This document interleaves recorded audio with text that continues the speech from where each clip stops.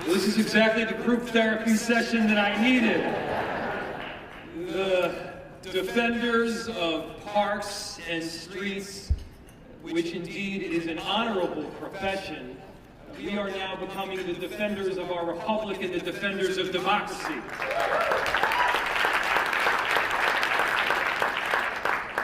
And it is heartwarming to be here with all of you because, I see your name on amicus briefs.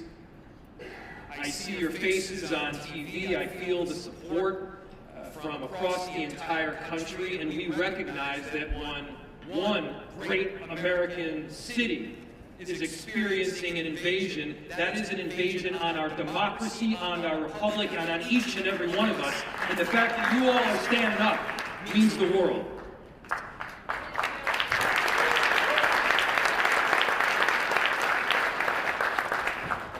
Never in a million years did I think that we would be in this place where troops and federal agents by the thousands have been deployed on a great American city, where the Department of Justice is used as a weapon to silence dissent, where the very foundational principles of our democracy and of our republic are questioned. I didn't take this job to get into the business of defending democracy. I did it because being a mayor has always been my dream job. There's great honor in filling potholes. It is noble to keep people safe and to build affordable housing. That work which we do every single day is foundational to the principles of our republic, and all the same, we find ourselves in a different position right now. We are on the front lines of a very important battle.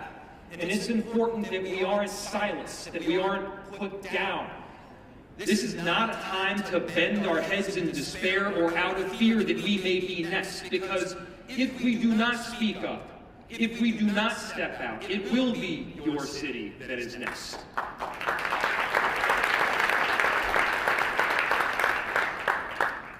For those of you that have been watching the news and what's happened in Minneapolis, I'll tell you, it is that bad. People's constitutional rights have been trampled.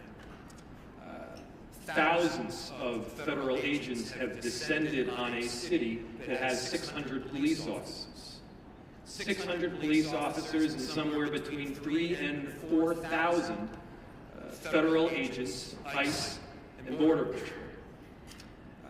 People have been indiscriminately pulled off the street.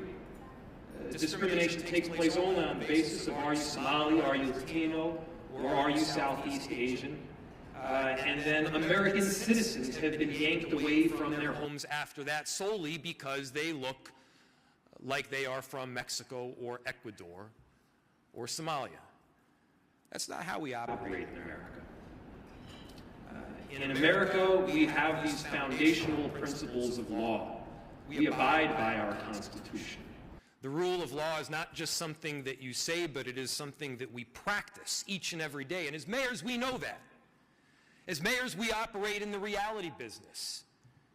It is a reality that we've got to keep people safe on a daily basis. And by the way, we do that, partnering with a number of different jurisdictions, working with our federal government. In Minneapolis, we've worked extensively with the ATF and the FBI and the DEA, the U.S. Attorney's Office, to successfully drive down crime. And despite what you may hear on different media channels, crime is down in virtually every category and virtually every neighborhood of Minneapolis. Minneapolis is a safe city. It is less safe when chaos reigns supreme. It is less safe when families do not feel comfortable going to school or buying food at the grocery store because they're worried that their very family might get ripped apart. It is less safe when we have roving bands of agents marching down the street just looking for somebody who might be concerned. And I gotta tell you, everybody is concerned when you have that kind of occupation. And so we've been very clear. The Operation Metro Surge needs to end. This kind of conduct and siege needs to stop, not just in Minneapolis. It needs to stop nationwide.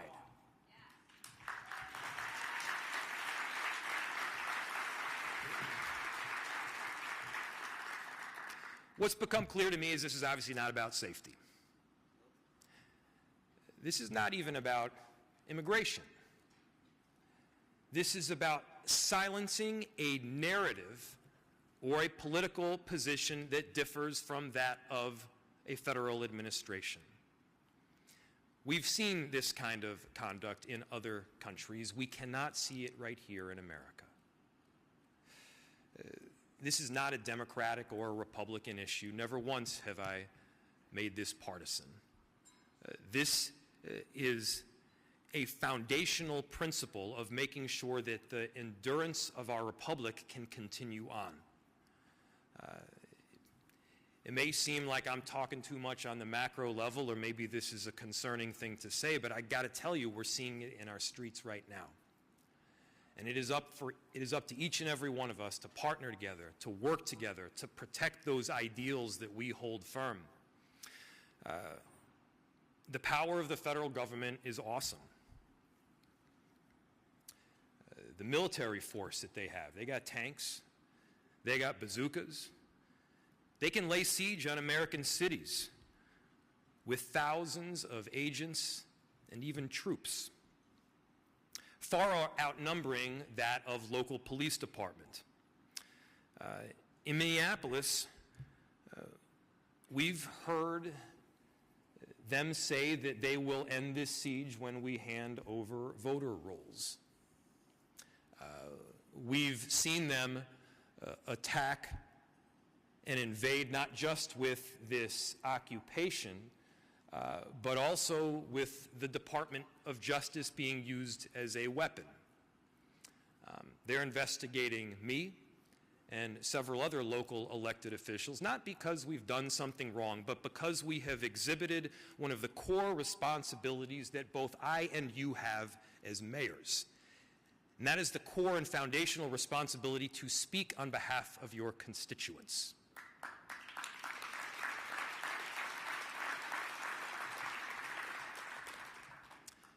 I'm going to continue to speak on behalf of my constituents. We won't be intimidated in Minneapolis, and if there's any place to take inspiration from, don't take it from me. Take it from the 435,000 Minneapolis residents that call our great city home and the many more that come and go. Take it from the tens of thousands of people that have stood up and peacefully protested to say we love our neighbor, we care about our collective family, and we're going to do everything possible to keep them safe. Take inspiration from the people that are dropping their neighbors off to the grocery store or standing guard outside a daycare to make sure that their families don't get ripped apart. Take it from the countless people that are exhibiting this foundational love of both city and, importantly, country.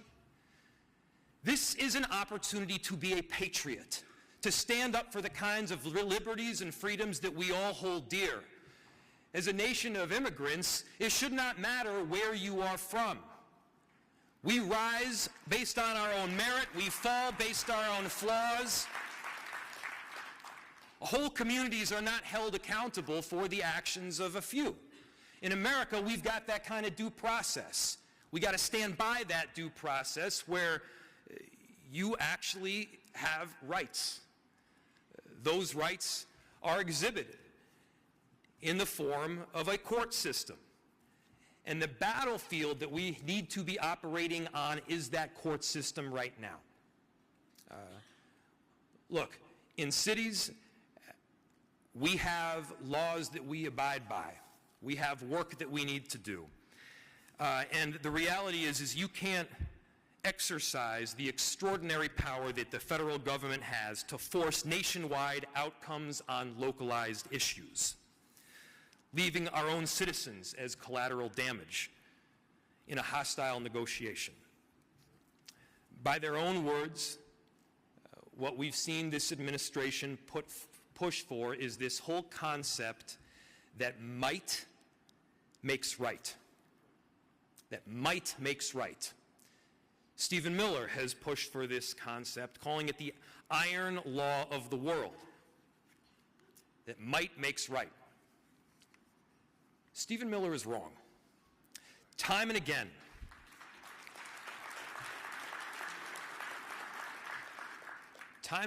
America has rejected the law of the jungle.